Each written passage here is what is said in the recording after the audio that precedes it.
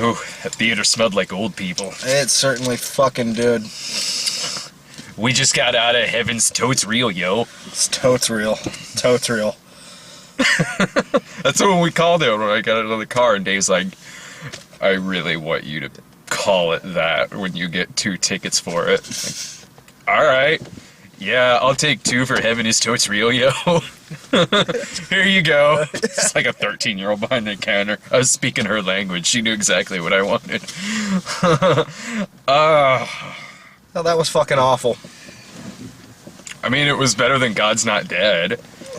I don't feel that this movie really insulted me, or I didn't really think the movie was, it wasn't just flat out offensive like God's Not Dead. No, it wasn't flat out offensive, and for the most part, the actors in this movie, it was actually directed and acted like an actual movie. Unlike God's Not Dead, this movie actually has people with talent involved with it. It's directed by like the guy who wrote Braveheart, and I think he also might have written Pearl Harbor, but no.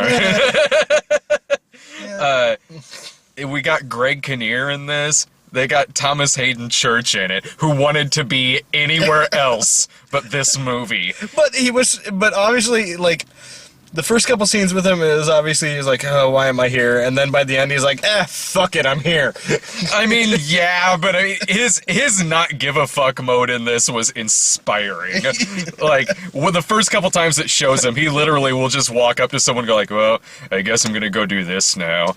Yeah, bye. And just walks away. That's like seriously what he's doing in this. Like he could not give a fuck about this. Greg Kinnear gives a great performance in this. Oh yeah, Greg Kinnear's a great actor. He really is. Yeah. But I want my autofocus Greg Kinnear back. God damn it. I kept waiting for him to start fucking, just prostitutes. Well, his wife was kinky as shit in the movie. The first half hour, about every other line she had something to do with her banging him.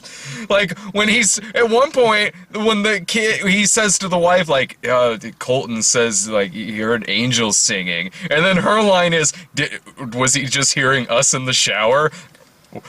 What? Alright, settle down, 2.5 men. Jesus Christ. I realize the jokes in this movie are very sitcom-y, which they are. There's a lot of sitcom jokes in this fucking thing. It's some hilarious music cue choices. Oh, man. God damn it. When it was playing Shenanigans music, whenever he had kidney stones. Yes. That's what I mean, like, fucking, they're talking about taking a trip to Denver. He's like, I don't know if I want to take the kids to Denver. And the wife is like, oh, but if we go to Denver, kids, we're going to Denver. And it was a packed audience, and I'm pretty sure they really liked it. But, I mean, they laughed like crazy when shit like that happened, so it felt like there was a laugh track going on when I was watching this goddamn thing. Yeah. See, I can understand the audience that was at the movie we're just at enjoying it, because it was a bunch of people my parents' age. Yeah.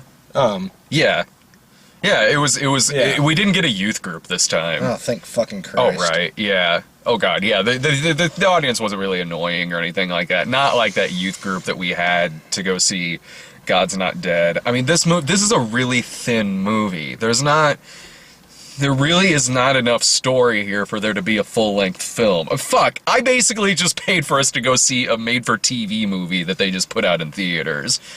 It's really what this movie feels like. For the most part, it's acted that way, it's scripted that way. This is a really thin movie that it takes a half hour for it to get to its point, but even then, it's not really an arc or anything, so it's not really leading anywhere. Yeah, it's just a half hour of, hey, here's this guy, he's a good guy, feel bad for him. And then, and it's just, at the same time, it's not easy to feel bad for him, because there's really nothing wrong with his life. Yeah. They're presenting him as this tragic figure, in a way, because he breaks his leg, and he has kidney stones, and they're low on money. But, quite honestly, it's his own fucking fault they're low on money, because he takes carpet as payment for doing his fucking job, which is fucking bullshit. Yeah. And that's the whole first half hour of the Yeah, movie. he's a modern saint. Yeah, And that's it, really. Like, it's just... for the first half hour of this movie, the title might as well have been Shit Happens. Between the kidney stones and the broken leg, which have nothing to do with anything. It's seriously that just... leg magically fucking heals, too. Yeah. After that, he has some kidney stones. He's got a cast for a couple of scenes, but that's it. And he's just hobbling around like he usually is. That leads nowhere. There's no reason for that to be there, honestly. And it goes on for a half hour, and then when it finally does get to the kid getting sick, it's out of nowhere. As slow as this movie is, this whole... him with the kid in the hospital and having an operation happens in, like, seconds. The way that this movie was edited, I thought it was the spider that got him sick. For a second, I did, too. Yeah. Yeah, the kid has a ruptured appendix. Doesn't even die. No, he's Just- not dead. Goes to heaven, meets Jesus, and sits on his lap. No, he meets Kenny Loggins. That's the reveal, sir. You're giving it away. Super Jewy Kenny Loggins, no less.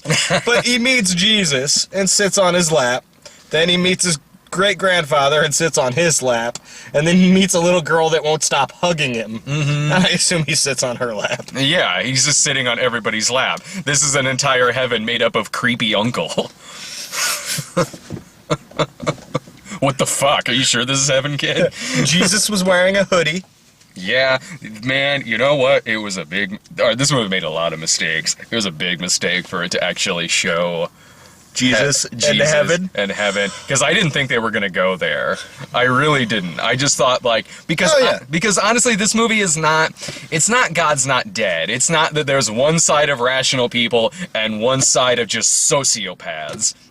It doesn't do that. Like, everybody in the movie seems nice enough. They all have their doubts whenever this happens, but anytime there's a conversation about it in the movie, anytime Greg Kinnear needs to talk to somebody to try to maybe get a rational explanation for this, it is rational people talking to each other. And whenever... But the one time he goes to somebody who's not of his faith, he gets in digs at them. Not to the extent... Not to the extent of God's Not Dead, where he's being a complete douchebag about it, but it's they're getting that fucking point. A little bit, yeah. I mean, yeah, he does kind of get a little bit of a dig in, but at the same time, what they're having her say is perfectly normal. Like, what she's saying is like, look, people's brain does weird shit when it's deprived of oxygen for a certain amount of time. The brain will start filling in the gaps. You know, certain people see certain things, certain people see other things. What she's telling him is what any person of that profession would say to this guy. No, it's rational. He still just gets those fucking little digs in. Oh, yeah. Again, not to the extent of... like, that other piece of shit we sat through. Like, yes, this movie's preachy. It's not preachy in an awful offensive way. No, it's not. no. But it's preachy to the point where it's almost annoying. And to me, it was preachy in a way that... It's like they made this big grand arc to make this point, but the point had nothing to do with the arc. And it's also a story that they picked that you could easily poke a lot of holes in. Oh, yeah. Like, even, okay, like, you know, whether you believe this or not, to each their own, you know, that's fine. If this specific story, you go to it and it kind of gives you comfort and whatnot, you know what, alright, cool, good, fine. There's a lot of stories like this. There's a lot of stories that are the same as this. You know, you see it all the time on talk shows and shit. And on Lifetime. Yeah, this is where this movie should have been. It was one beaten woman away from a Lifetime movie. But this particular story, even watching... Look, I don't know, but, like, even watching it, it doesn't do... Look, I know I'm not the most religious person in the world, but this movie does not There are a lot of holes you could pick in this movie. Oh, You can. Like, when he's talking about, like, I saw grandfather in heaven and blah, blah, blah. You want to convince me of that? Or maybe not. Or Have even him pick him. Just so he shows him a picture. Thank you. You know exactly Have him where I'm pick him going out with of a this. fucking group shot, not a shot of just that person. Yeah, thank Is this you. who you saw? Of course that's who we fucking saw. Show him a group shot and have him fucking point it out, and then maybe, if I'm there at the time, I might go, well, that's fucking... Yeah, All right. if it's more people in the room other than the kid and his dad. Yeah. And then when he's talking about mommy miscarried and stuff like that, I'm not saying that this is the case, I'm just saying that, you know, the dad probably could have told him that. Yeah. I don't know if that's the case. All I'm saying is that this is a story that you could poke a lot of holes in, and you could probably make a movie called this, about the same thing, that's maybe a little bit more reliable than this. Yeah. No, and it's what it is. You know, if I... The ridiculous... Yeah, it's...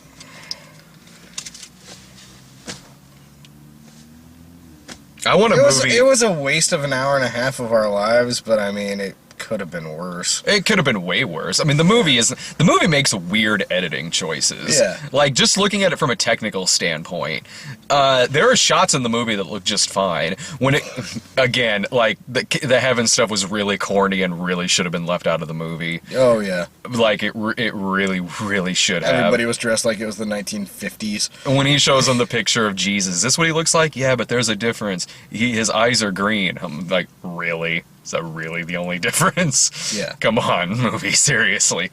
One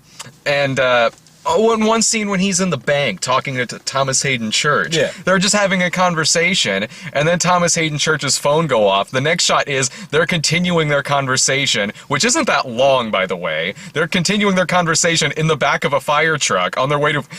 And it doesn't show where they're going. It doesn't show them eventually get somewhere that maybe is... No, like, it just cuts. It just cuts. I look over to Dave, was like, why did the end of that have to be in the back of a fire truck? Yeah. And even if that's what happened in real life, who gives a shit?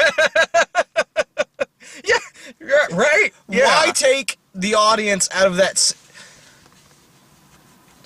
Why take the audience out of the scene completely to put it in a fucking fire truck? For no reason. Really, no None. reason. No reason. Like, there's one part where they're just, like, having a picnic on top of a fire truck for no reason. Yeah, he just takes the fire truck out for a stroll, for a drive with his family. No kids volunteer fire department does that. And if they do, they're bad at it. Kids fucking around with the fire, with the horns and shit, and the kids oftentimes in the movie playing with Spider-Man action figures. I wanted so much for Thomas Hayden Church to just give him a Sandman figure. Maybe that's why he's in this movie. Yeah. Or the casting director just saw the word church in his name and assumed, okay. Yeah. I gotta talk about the hardest part of to sit through, because really this movie is just bland with a capital B. Oh, I mean, yeah, it boring and is. tedious, and it just drags. It drags so long because it's got nowhere to go. It had no... It's just a flat story that just goes... It doesn't have that much of a resolution. And what it does have is weirdly, oddly, overly sentimental that just seems awkward when they all start hugging him at the end. Yeah. I don't even know how to describe that. He's giving us... Greg Kinnear is giving a sermon at the end, and throughout all we've seen, he starts talking about how, yeah, his kids saw heaven, and the congregation starts kind of getting a little iffy about that. They don't want that kind of attention to the church, and they are talking about replacing him with another preacher. So anyway, at the end, he gives a sermon about, again, heaven, again, the kids seeing heaven. But it's really no different than any other sermon that he's given so far. It's really no different than anything else he's said so far. There's just a lot more people in the church, and it's being videotaped. There's no big reveal here at the end, but suddenly just, I don't know, maybe he just picked the right words and that finally struck a chord with him, and they all line up to give him a hug. It was awkward, and the kid looks up and sees heaven and the one woman sees her dead son. It was a lot of cheese, to be perfectly honest. Yeah. Oh, yeah. If the movie had been edited better and they left out the special effects, it would have been more tolerable than it was, but it's just, the kid's talking about heaven, and then it shows him in heaven. And it's like, oh, don't do this. Me and Dave were both seriously like, oh no. Yeah. It was just Jesus. And Kenny Loggins shows up. Oh, yeah, at the end, they bookmarked this fucking movie with some girl in Lithuania painting a picture of the vision she saw when she was 4. And it's this giant painting of Jesus who looks just like fucking Kenny Loggins. 80s Kenny Loggins. Only... I fucking knew Messina was Satan. I hate to say this, but Kenny Loggins, but Jewier. We get a phone call from Irving the next day. I saw him too! The hell? Did you have a near-death experience, Irving? Everybody makes racist jokes in heaven. Really?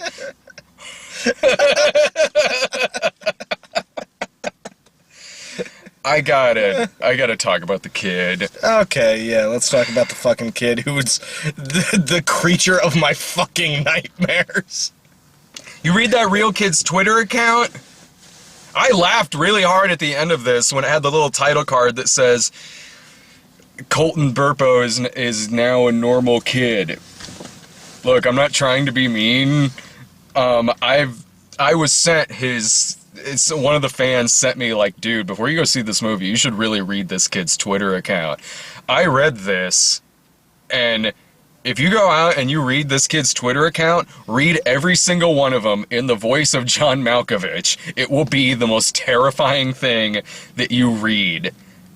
Stuff like, I knew karate in heaven. Stuff like, I know what I have become. Jesus still bleeds in heaven. Tell him the best one. I have met both God and Greg Kinnear.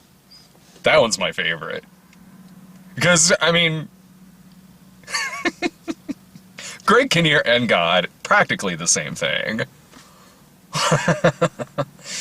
At least in my point of view. The kid, the actor in the movie, again, I don't really want to be mean because the kid is like 4 years old, so I don't want to be like that asshole who's like yelling about this kid, but God has a fire sword. did he just go see Noah? Has a sword of fire. Sweet. Because of what I have seen, I am always ready to die. So I'm with Sarah. This kid's gonna murder us all. I am just a normal kid. I love football and Minecraft, and I have met Christ. Okay. God will claim all his children. Man, again, you say that in John Malkovich's voice. God damn it. This reads like a parody account, but it's not. As he must come for all of us. Heaven babies are forever babies. That's horrifying. I don't think that heaven is like being stuck on the worst airline ever. I will make them believe. What does that mean? God damn it. What does that mean? I am not afraid of what I am becoming. Don't give this kid guns, please.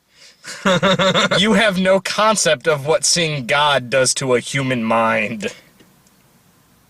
I'm starting to see what it does to a human mind.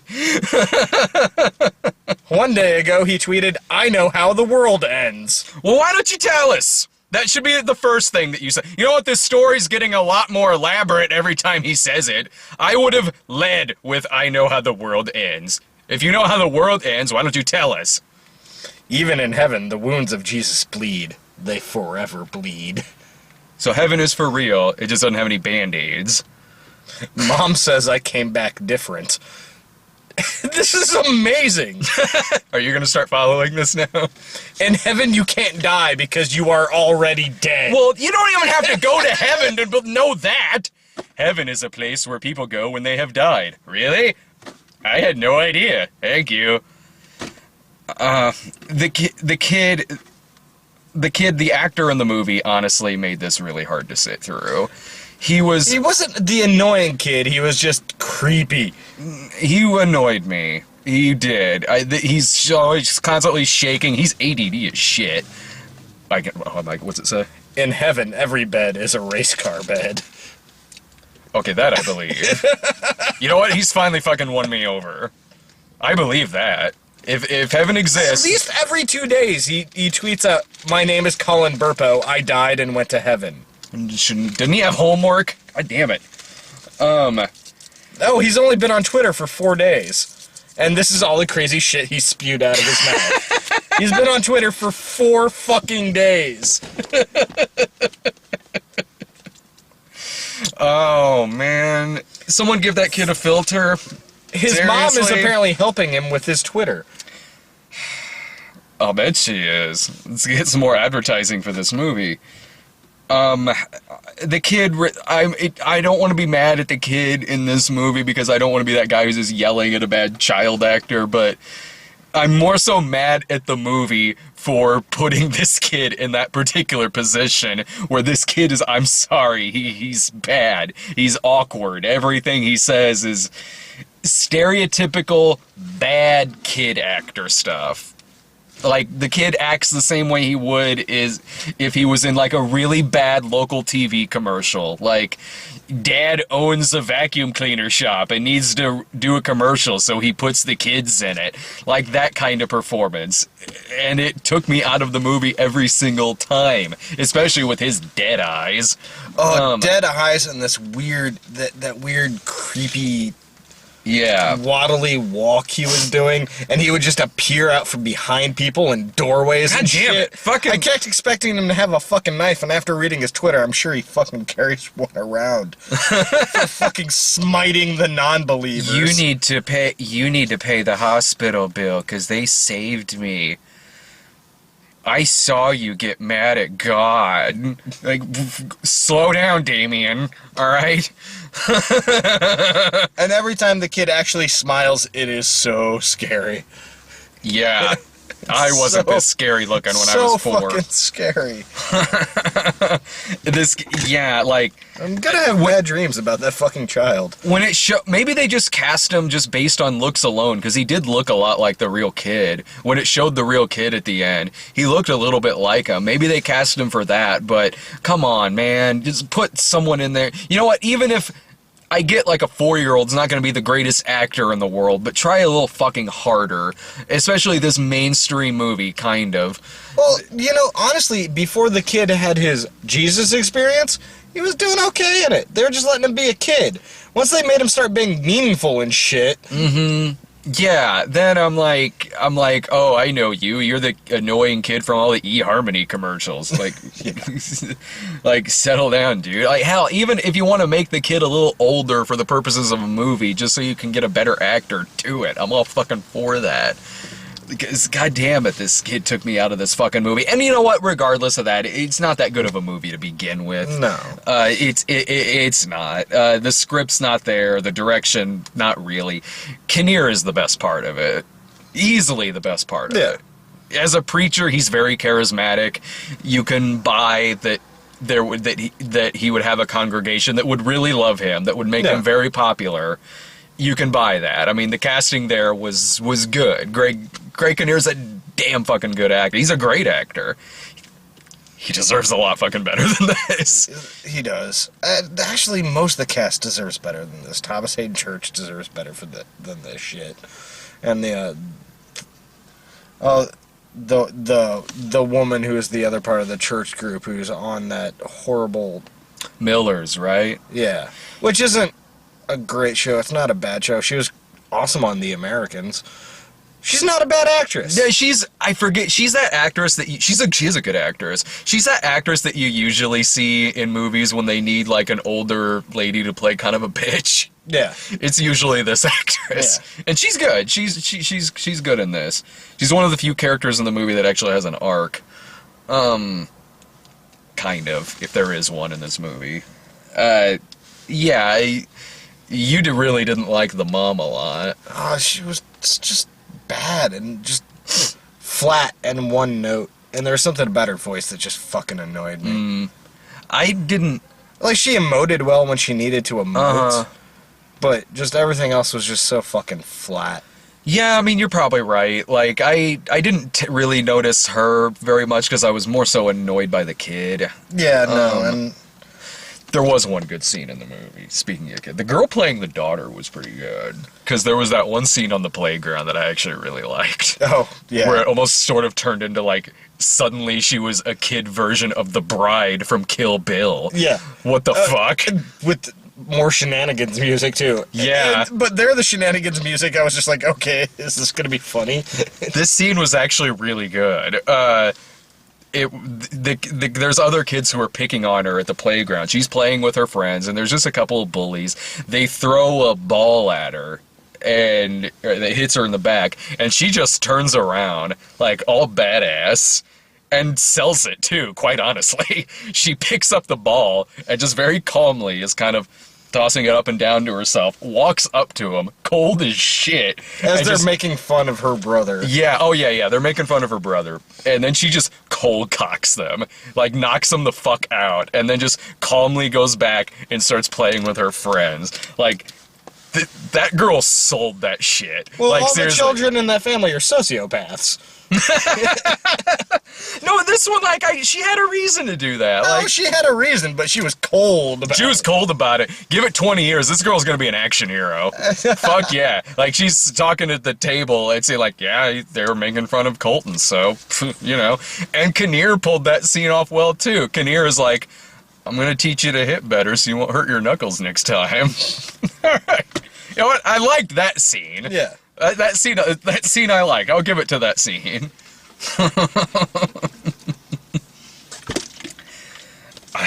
What else you got about it? Is there anything? There's really not much to say about this. No, it's just... Don't go see this. Yeah, no, Even if you are of the Christian persuasion, don't see it because it's not worth the fucking money. That's really it. It's just... Go see Noah. Go see Noah. Noah's good. Yeah. Of the 4 Bible movies that have been strong out. hands. Yeah. There. See that one. This one. I mean, like, if you're a very religious person, and you know, I know that there's not usually a lot of religious movies that come out theatrically, although this year there's been quite a few. This one, if you want to pick, if you want to go see a movie that has a religious tone to it, and there's this, and God's Not Dead, go with this. Oh, I mean, hell, like, and if you've already seen Noah, see that one, but between this and God's Not Dead, this one's by far the better one. But that's not even saying anything, because this movie still sucks. Yeah, no, it's the far lesser of two evils. Can I go back to watching Sasquatch movies now? You can. You can do that. Good, because the one that I'm watching today has Fat Grandma in it. No. Yeah. Nice. Fat Grandma's become self-aware. She's writing cameos of herself in the actual movies. Fucking Fat Grandma, just way too much sass. I texted that to Doug earlier, and I sent him the picture of it. Like, she's appearing in the movies. I got a text back, and all it said was, "Ah!" It's all that sass, man. It's magical. I'm only halfway through this particular movie, which means I'm 20 minutes in, because it's only fucking 40 minutes long. So I'll just have to see if it gets sassier in the second half, because the first half, the scene with Fat Grandma was very sassy. The sassometer was going up through the roof. Like, I was expecting any minute now I was going to get a random text from Phelan that just says, "Is your sassometer going off too?" Because mine is. Oh, dude!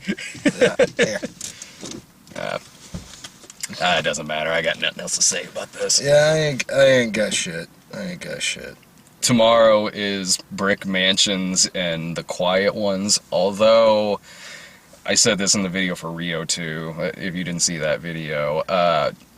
I'm going to try to get them posted before I got to leave for the con, but I got to catch an early morning train to the con, and one of the movies is showing pretty late, so if I'm awake by the time I get home from the movies, I'll maybe spend a few hours to get them uploaded, but if not, they'll be uploaded like Sunday night. Yeah, and if you got nothing to do this weekend and you're in Chicago, come to C2E2. Yeah. Spend some fucking money. Yeah, come see us at C2E2. We'll be selling DVDs with my dick in it. No, yeah. If you buy all the DVDs on the table, I'll show you mine. Mm-hmm. He'll sign it. With my dick. Yeah, with his dick. I will tape a pen to my dick and sign DVDs. So come to If you C2E2. buy everything at the table, I'll sign your DVD with my dick. Sweet. We did really good at this, Scott. What, man? We gotta make that extra money so I can get Chinese food up there. Fuck yeah. Later.